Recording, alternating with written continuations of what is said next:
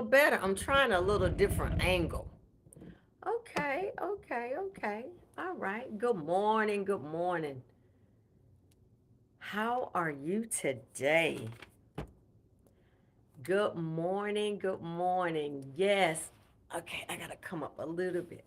Oh, perfect. This is good. Hello, everyone. It is Saturday. Saturday. And sunny California. Guess what? It is going to be 103 today. 103 in sunny California. That's sunny, all right.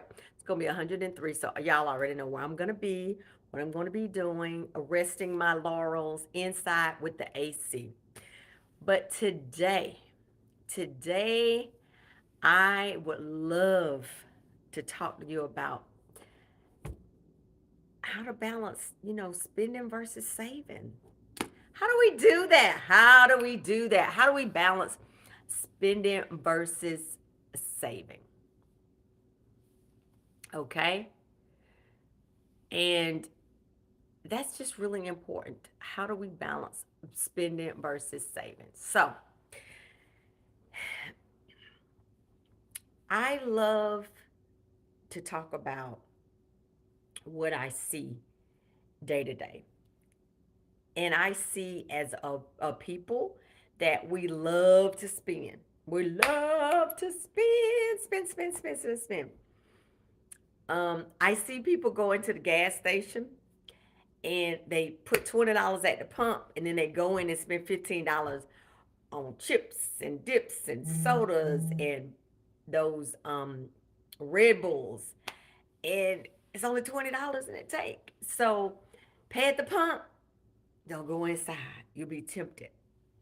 And maybe you could put $30 in the tank, okay? So it's little things like that. But when it comes to balancing your life with savings and spending, there are a few little simple principles I like to give to you. Now, I don't consider myself an expert on anything except what I've done in my life. And what I've done is I've been able to be debt free for 3 years and counting, and I have amassed 132,000 in personal savings and 120 in investments towards my retirement. So that is like about 250 in 3 years, and I'm really not done because at the end of this year will be the 3 years. Um, and so life is wonderful, life is spectacular, but how do I balance saving and spending?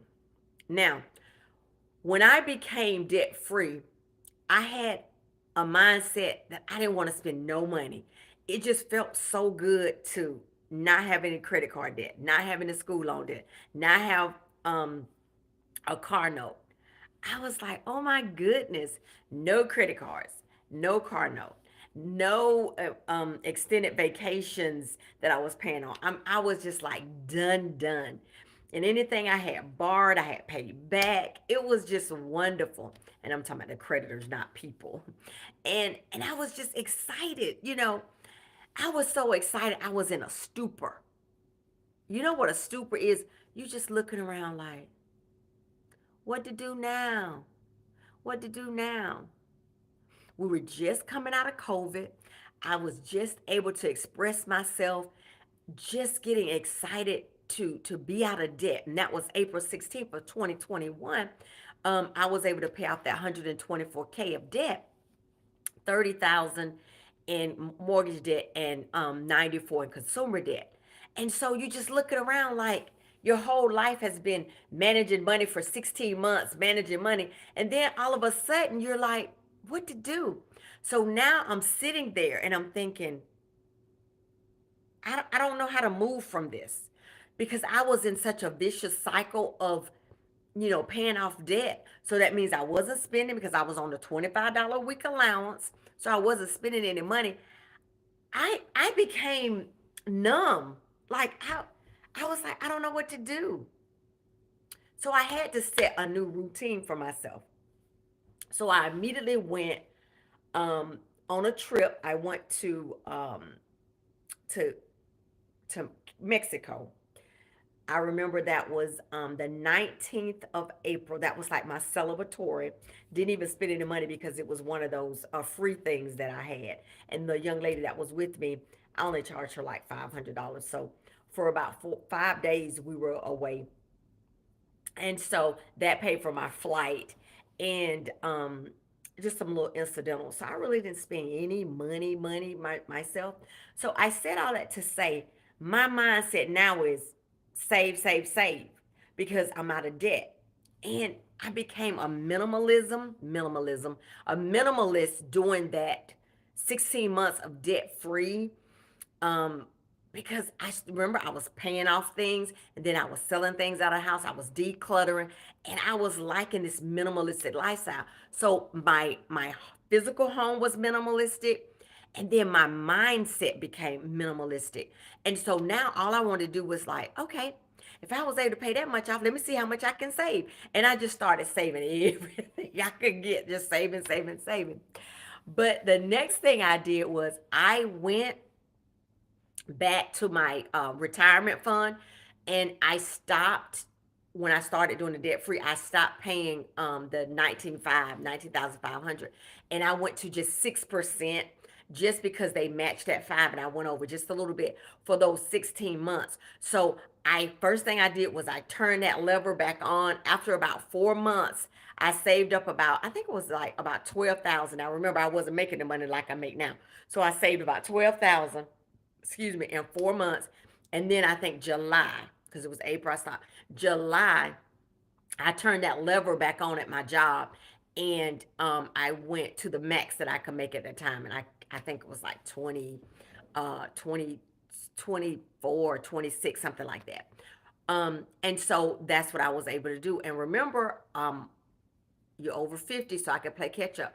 But my mindset was still minimalism. So I didn't want to spend. I was like, tight, don't spend. You just became debt free. So I was doing really good with savings. And then, boop, I had the opportunity to go to California. So all that money I saved, I think I got up to like 20 something thousand. Here comes November. Now you got to move. So that money starts to diminish. But it was okay because I had the money to move. And my income was, I didn't know like I know now, but it actually doubled. But not immediately, over time. And so I have all this extra money, and mindset don't want to spend. Now I have to spend a little bit to get over here, like to ship my car. And I was kind of getting sad, but I knew that the end game, would work out. And so that mindset of spending versus saving, and I had to talk to myself and listen to me. This is important. Before I would spend, or even now, I say, Adrian, do you need this? What is this for? And I go through my brain and I dissect it. I need this because I have to pay this $1,100 to have them to transport my car, because who don't want to drive? That was a need. And then I had to live in this $2,280 a month ugh, apartment. Yeah. Anyway, so I was renting, and that was very, and no disrespect for the people renting, but I've owned several homes, so I've been ever since I was like 25, been in my own space, and so to rent was very hard for me. But I knew that I had set some goals to come to California for the my retirement, my high three, so that was my goal. So I was like dealing with it. But because I am such a minimalist, I could not rationalize giving those people $2,280 when I had a whole big old house in Georgia that was only $1,500, if 1,600 a month. And I got this big, 4 bedrooms, 2.5 bath, 3,500 square foot, and I'm living in this 2 bedroom small apartment. Maybe I think it was like 870 square foot, which for a single person in California, that's kind of a lot of space. But you comparing that to Georgia. But realistically, in my mind, I'm like, this is too much money. So I said, I have to figure out how I can have peace with myself, because I'm in this apartment. I'm frustrated. People making noise. Because remember, I'm not used to that shared space. and people just being regular, but I was over the top because I wasn't used to it. And everything got on my nerves. So within 6 weeks, I fell in love with California. I went and I purchased, I put $7,500 to have a home built. And so that was January 17th of 2022. And so remember, I only had been here a couple of months. I came November 5th of 2021. So November, December. So yeah, it was about 8 or 9 weeks. Okay. So when I did that, I had such peace because I knew that there was gonna be a day that I was not paying that $2,280 because I didn't see that as an investment. I didn't see any gain that I was getting. All right. And so once that happened in June 20th of 2022, which is that today or tomorrow? Oh, that was yesterday. It was my anniversary, my 2 year anniversary being in this house. But anyway, I was able to get out of the apartment and I felt like a rock star because now I was investing back into myself. Plus, it was like, oh, I have a house in California. So that mindset was save, save, save. I didn't mind spending extra let's see, I was paying 1,500, 2,280, 80, what is 16? 8, that's 38. Uh Give me a minute. Let me add this up for you guys. Um let's see. Two, it was only another about $450. So I was used to paying that, right? So my mindset is like all my money is going to an investment. Now I have property in California. I'm investing in myself. Okay. So whether I leave and sell it or I leave and rent it out, it's still an investment. So now I have a different peace of mind. All right. The peace of mind is that my money is going somewhere where I feel that it's important to go. So I'm saving because I'm invested in myself, not spending, giving some money to a real estate company, a commercial company of that apartment complex. And so that piece for me got back together. Now, I still struggle, and it's been 3 years. I still struggle with spending, and I'm gonna tell you why. I'm one of these all or none people. And I used to be spend, spend, spend, do whatever I want to do, do it. But once I got a mindset of minimalism and having money in the bank, making sure I'm not in debt, having that peace, I don't desire to spend. I have to make myself spend money. Now I pay my regular bills or whatever. But even sometimes when I go to the grocery store, I'm like so cheap to myself. You have to find that balance. And I want you to hear me. My personality is an all or none. And I'm still working on that. At 55, in a couple of more days, I'll be 55 June 30th. I still work on balancing myself mentally, emotionally, psychologically, and physically. Just balancing because either I'm going to be into something or I'm not into it at all. I don't know how to half do something. I'm all in or I'm just not doing it. And that's not a good way to be. But when it comes to finances now, I'll go to the grocery store and I'll be like, oh, do I want to pay $15 for that? And I have the money, but I talk myself out of it. I'm like, oh, I can put that and invest that in such and such. Or I can get two of those for that price. Or, and it's haggling. You need to determine when to spend and when to save. And for me, my mantra is when you've met your financial obligations, when you've paid your bills, when you have given yourself a budget, a written budget, and you see what you have, you set your personal goals. Everybody should save that first 10% off the top. You've worked hard. Put that money away and save it. First of all, you should try to save for your emergency fund. Have that $1,000. And after that, then start doing looking at your bills and saying, okay, what debt am I going to tackle first? Hopefully it's the snowball, because you get a big gain, a big win immediately, and it helps you stay fired up. Or you could do the avalanche and take the highest interest rate or the highest bill amount that you owe and pay that off. But what we do is we try to pay the bills off, so now we can start seeing some of those goals. And then we set small goals. So when you want to spend, set a small goal. So I set some small goals last year, because I'm taking 5 to 6 trips this year. And I started paying those off, but I set those small goals. So some months I was paying $1,250 towards trips. And then some months I was only paying $800 towards trips.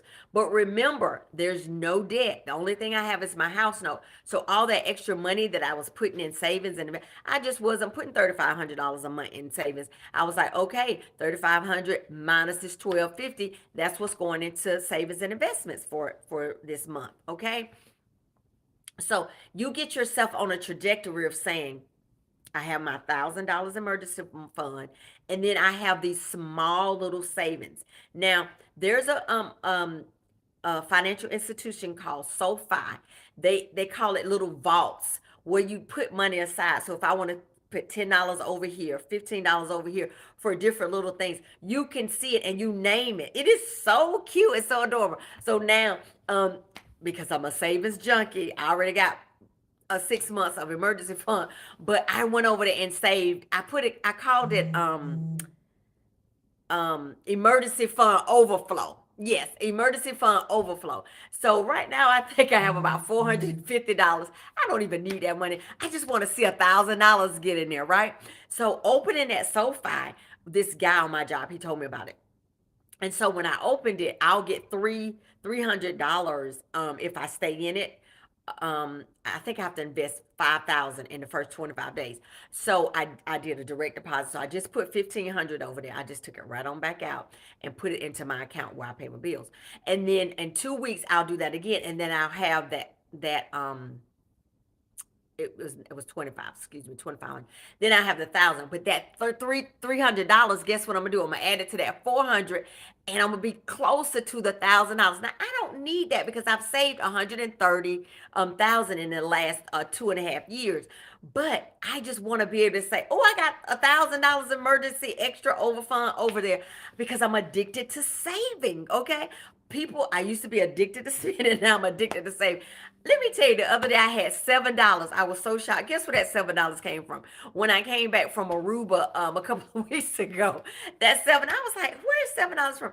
And I immediately wanted to go put it in something. I was like, okay, Asia, you can keep this little $7. You might need it for something. But anyway, that is how I am. I like to know where every dime is. Okay, the second thing I think you should think about is, after you meet those goals with your budget and setting those small incremental goals, you need to have some type of thought of when you're going to spend and when you're going to save. So say to yourself, do I have this money to spend on whatever this is right now? Is this a wise choice? If you can talk yourself through it, rationalize, speak to your partner, speak to your family members, speak to your friends, have some accountability, then it may be okay to spend. If not, put it in the vault and put $10 or $15 aside for it so you can have it. The other thing is saving. You can save for that, but you might want to spend. How are you going to determine the saving versus the spending?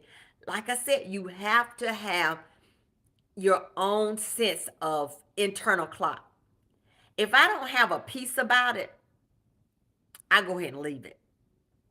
Now, your impulsivity and your emotions will sometimes make you do things and it feels good. I don't go on emotions no more because I'm a big emotion person. I'm a Cancer. I'm real emotional. But because when it comes to spending, I'm not emotional because I can leave it right there. Because nothing has me. Nothing has control of me. I have control of myself. Now, the one thing that I don't have control of is cleaning up my house. I used to be an avid cleaner, but I know this is an aside, but I'm trying to tell you some of my issues. Yeah, I can save. Yeah, I can invest. Yes, I know how to not spend money. But when it comes to cleaning up, oh, cleaning up, I used to be such, now I'm just lazy. So I have to put myself on a routine and get things done. All right. So know your weaknesses and know your strengths. I know I can save some money. I know I can invest some money. And I know I cannot spend. But I have to work on being more tidy. And when I mean, I just clutter like, instead of just immediately going and doing what you're supposed to do, kind of waiting a couple of hours or maybe the next day. And that's what I'm saying. So when it comes to making decisions on spending and saving, know yourself. Do that pulse check. Run out the store when you think you're going to spend too much money. I've left buggies full of stuff. Now, I don't do food like that. I'll make sure at least I put the frozen stuff back up. I might leave a whole buggy of stuff, but I'm going to put that frozen and that cold stuff back up. And I'm going to run out of that store, right? So that's what I'm going to do. And I tell you, life is good when you know yourself. That self-awareness when it comes to saving and spending, that's it. And Shakespeare says, to thine own self be true. Just you know who you are. You know you're a saver. You know you're a spender. Now, saving too much. I dated this guy, I gotta say this. He was a really nice guy, very family oriented guy. And he loved to say, I got $10,000 in savings. And I was very proud of him to have $10,000 in savings. Now, this is almost about maybe 8 years ago. And to have $10,000 in savings, I thought that was good. But this is a clincher, and this is no shade. This is how we do.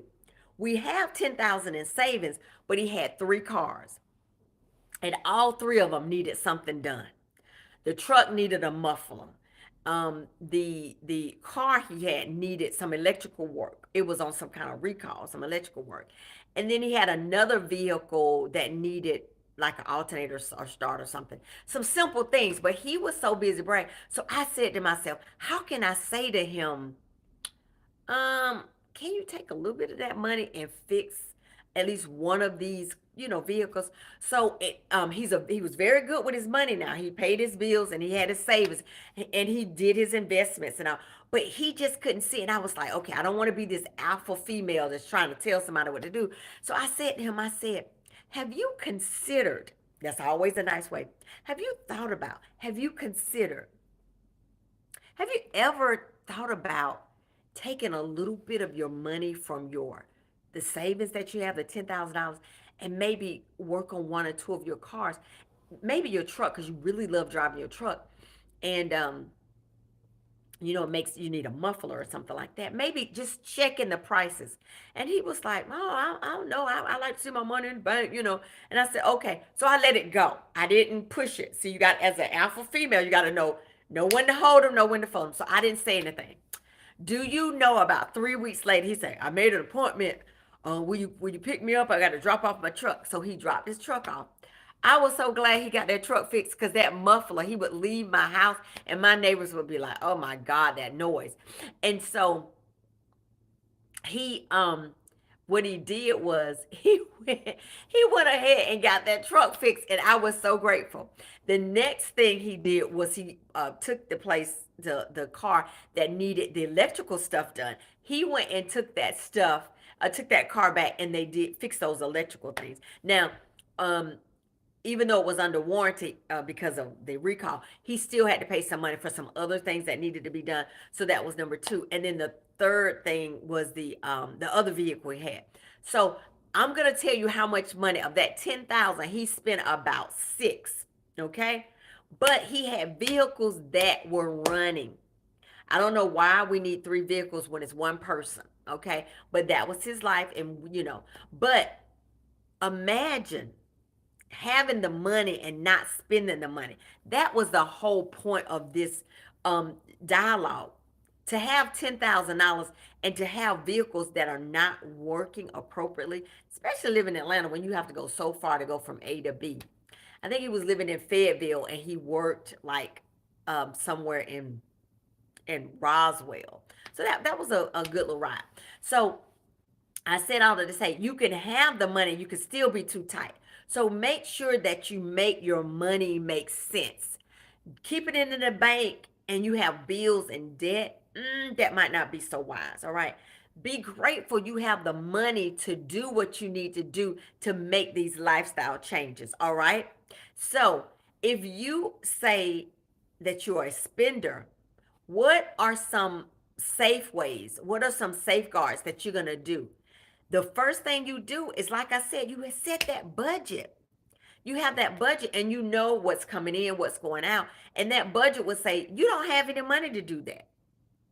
And if you stick to those small incremental goals and have that emergency fund, you will be able to say, going until this restaurant is not worth it, spending and getting in debt for another $50 and I already don't have it, that's when it becomes, you know, really down to common sense, like what is my short term goal and what is my long term goal? Your short term goal might be that $1,000, but your long term goal might be, I need a new car or a better car.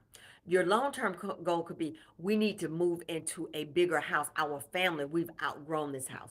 Or I want to be able to purchase a home. Whatever your long term goal is, you have to start these small things. Now, some of us, and I got to say this about myself. When you have a lot of anxiety because you want to make things happen quickly, we live in that microwave, that drive through mentality, quick, quick, quick. When I said I wanted to pay off 128 124K. I didn't start out saying I want to pay that much money out. I just said I want to be debt free within 3 to 5 years. And to me, that was realistic.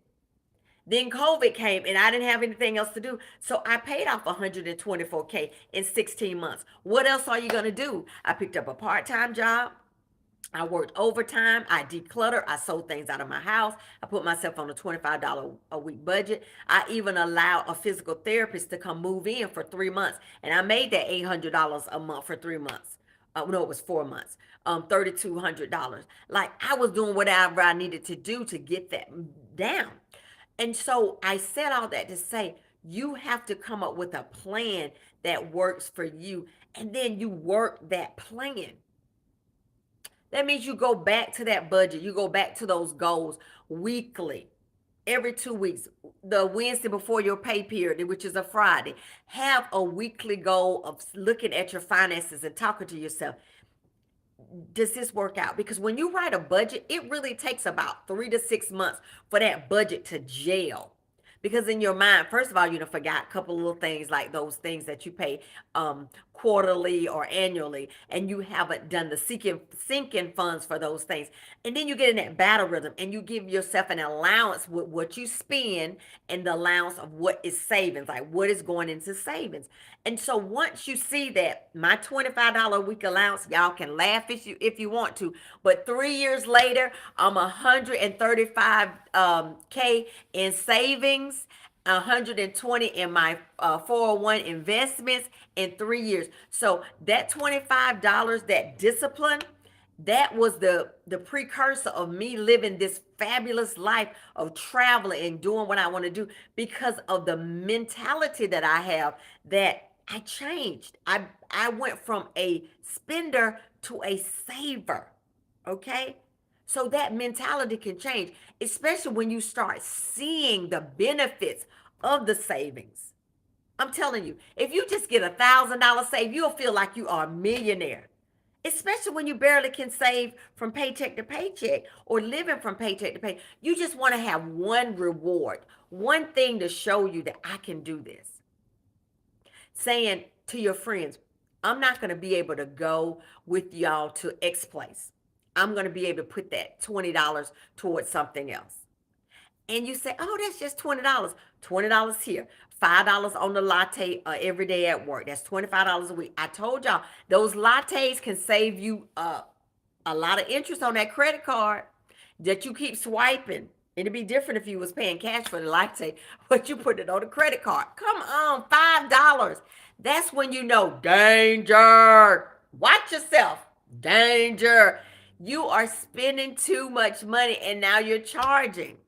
It looks cute to have the little cup in your hand. And but at the end of the day, you're in debt. And there's nothing like peace. Peace, the peace of God that surpasses all understanding. Let me say this to you: walk in forgiveness in yourself and your family and those around you. They might not have taught you about savings and investment. They might not have taught you of how to balance a checkbook or balance a household budget or even write a budget. But there are books, there's YouTube University, there is a TikTok. There are plenty of us out there that are showing you that it can be done. But you have to be able to say, all right, I want to make a difference. That's the first thing. I want to make a difference. I'm sick of living from paycheck to paycheck. I don't like living in this cramped apartment. I don't like living in this cramped house. I want some yard for my kids to play. I don't want all of us in this little old car type. I want a minivan so my kids can stretch out. We can put all the car seats. Like, say what you want, confess it with your mouth, and believe in your heart that those things that you say shall come to pass. You know, just believe. Now you got to do something to make it happen. Change. You can't just keep spending, spending, spending and think some money gonna miraculously be coming out of heaven.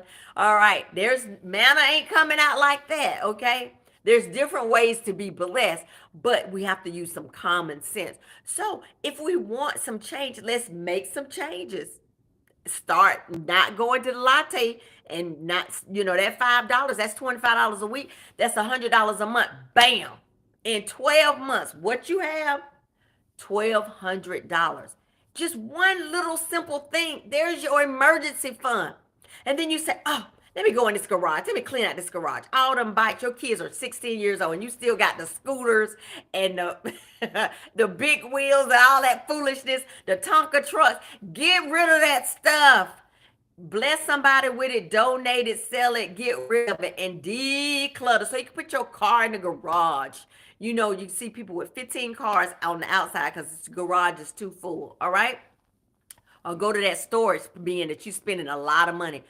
That stuff, that furniture is probably warped, infested with some kind of bug from being there. Get rid of that stuff. Clean it out, sell it. When it's time for you to move, you'll be able to, you're in a minimalism lifestyle now. When you get there, I don't care if you're sitting on the floor.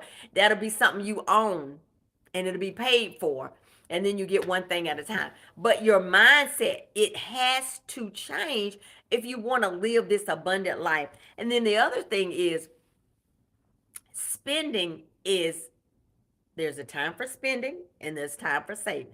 And the Bible talk about, the harvest time. There's a time that we plant, okay? And then there's a time for harvest. So you plant the seeds and you water, you fertilize, and then it starts to grow. And then you go and you retrieve the crops and we intake them for sustenance, okay? When is the time to plant the seed? The seed is putting money into a savings account because you need to save. Then there's the next set is you start paying off your debt. All right. That's right. So let's fertilize and pay off these debts. Pay your creditors. Okay. And then after you start paying things off, you start seeing, oh my goodness, I understand this. I have this budget. I'm following budget. Now you can write a budget and not follow it. You're back in the same boat. No change. And then you have to talk to yourself, Adrian, when is it that you most feel like you want to spend money?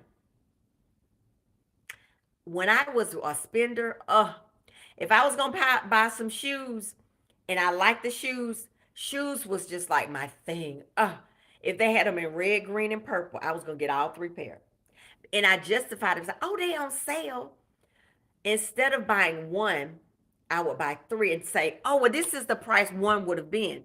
No, just get the one and save. But I was very impulsive.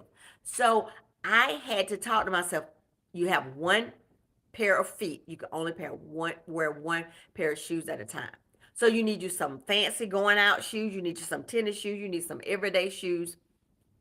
And maybe two more pairs. So 5 pairs of shoes for someone that don't need to spend anything more. That's pretty good. Okay. So those are needs because you need something to walk on. You can't walk in the buildings with no shoes on. That's what I'm saying. That's a need. But do you need 3 pair?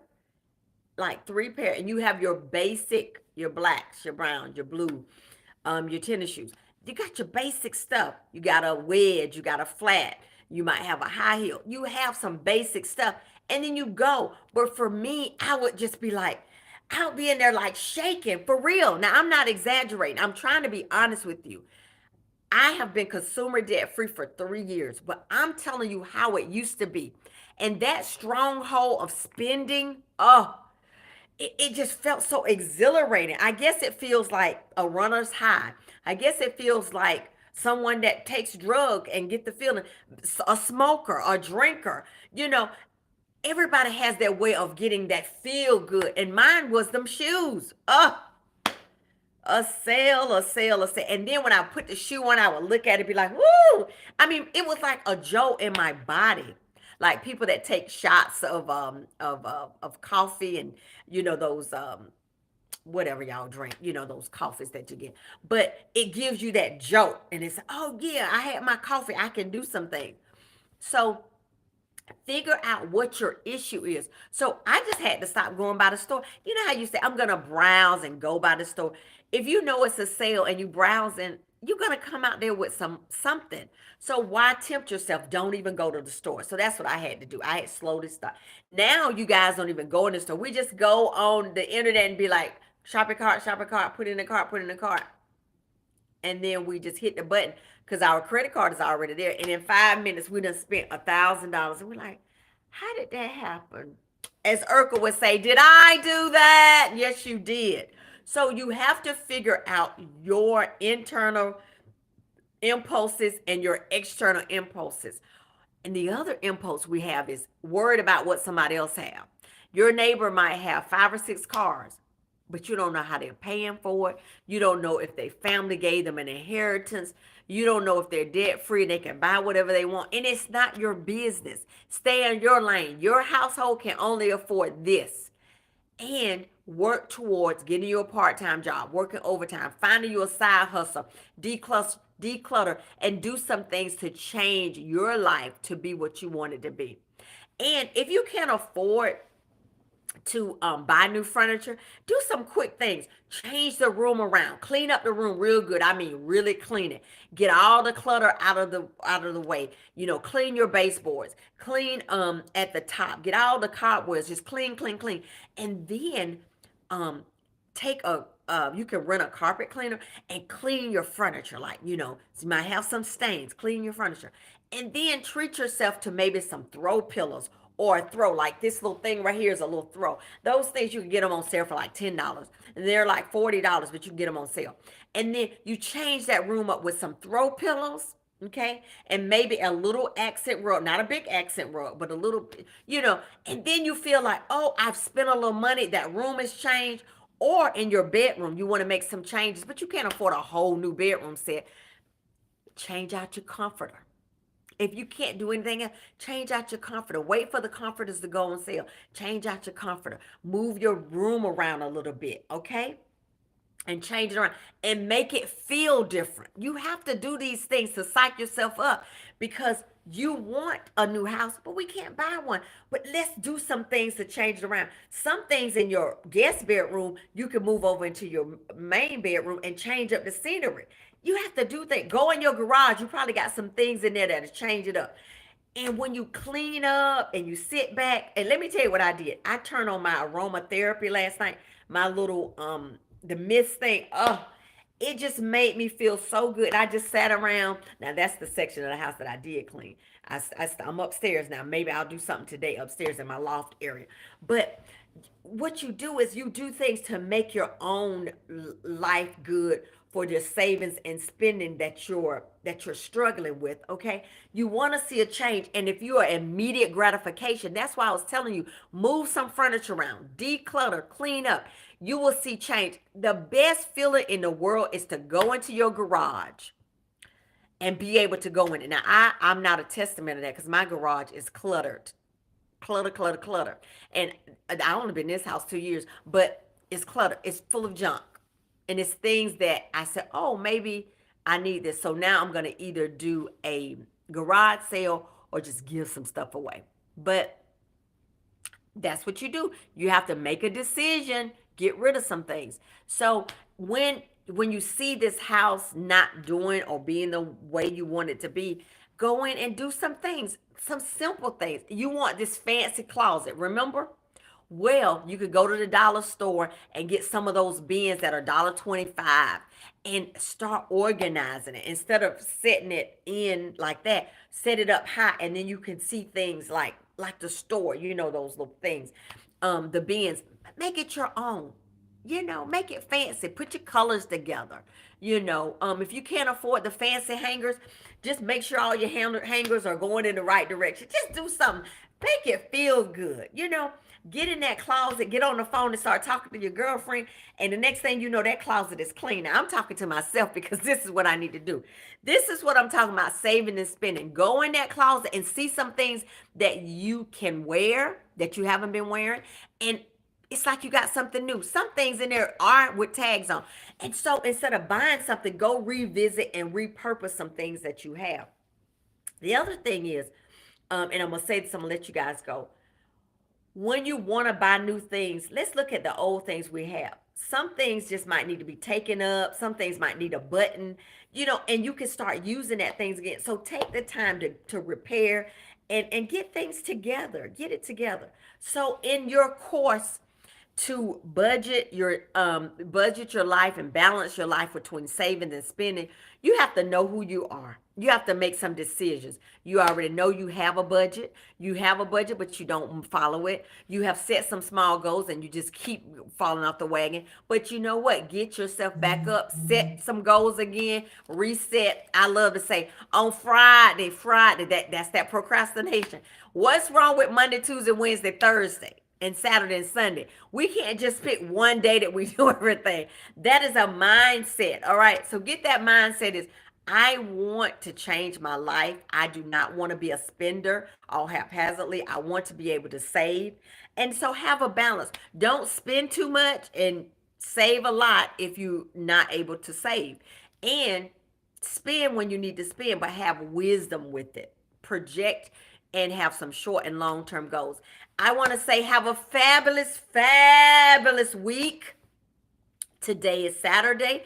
And next week, I want you to look at your saving and your spending. What's happening to you when you start spending? What's going on? All right.